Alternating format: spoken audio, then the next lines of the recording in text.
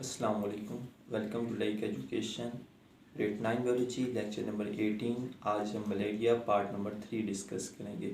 सबसे पहले जो डिडक्शन था, mosquito get plasmodium by biting infected malarial patient. अब इसको सही साबित करने के लिए साइंटिस्ट ने डिस्कवरीज करना शुरू कर दी। एक फिजिशियन, एक ब्रिटिश फिजिशियन जिन्होंने इंडिया में जाके बहुत से एक्सपेरिमेंट्स किए 1880 में, रोनाल्ड रोस। उन्होंने इस बात को सही करने के लिए फीमेल एनोफिलस मॉस्किटो को अलाउ किया कि वो इन्फेक्टेड पर्सन को बाइट करे। और आपको पता है जो मलेरिया से इन्फेक्टेड पर्सन है उसके ब्लड में प्लाज्मोडियम मौजूद होता है।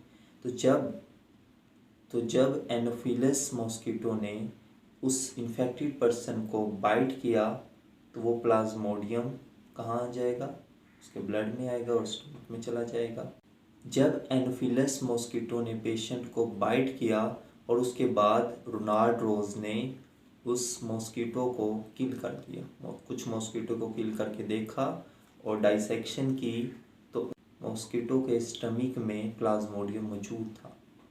फिर इस तरह अब नेक्स्ट स्टेप ये होना चाहिए हेल्दी पर्सन को बाइट करे ताकि उससे मलेरिया हो सके और ये बात सही साबित हो।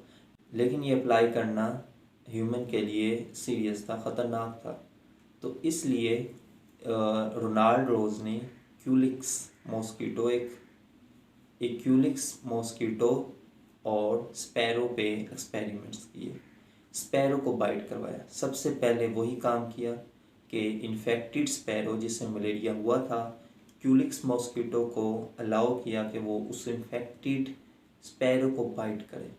जब वो बाइट किया तो रोनाल्ड रोज ने क्यूलिक्स को किल करके देखा तो वाकई उनके स्टमक में वो प्लाज्मोडियम पाया गया और वो प्लाज्मोडियम वहाँ से फिर उनके स्लाइवरी ग्लैंड्स में ट्रांसफ़र हो गया। स्लाइवरी ग्लैंड्स में ट्रांसफ़र हो गया। और जब वो हेल्दी स्पैरो को बाइट किया क्यूलिक्स मॉस्किटो ने तो उस हेल्दी स्पैरो को भी मलेरिया हो गया।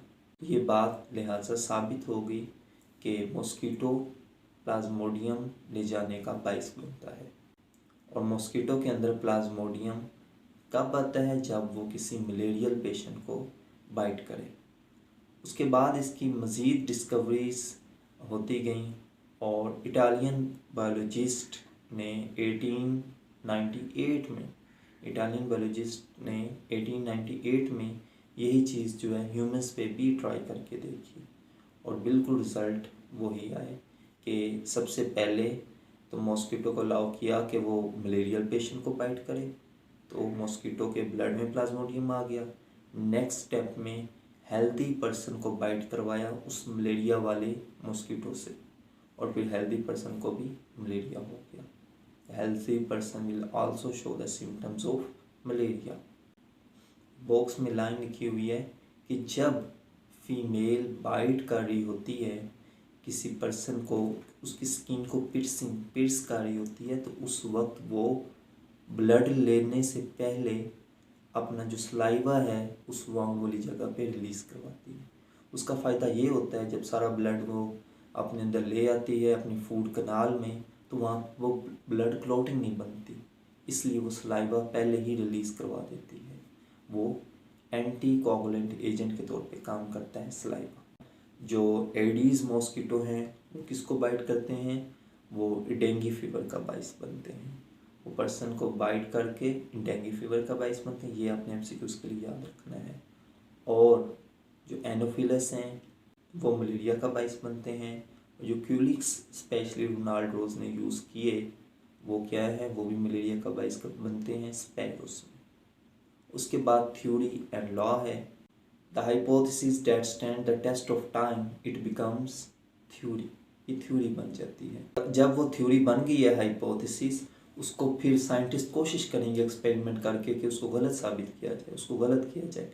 If a theory survives to doubtful approach and can never be falsified on rigorous testing, on repeating testing, it becomes scientific law.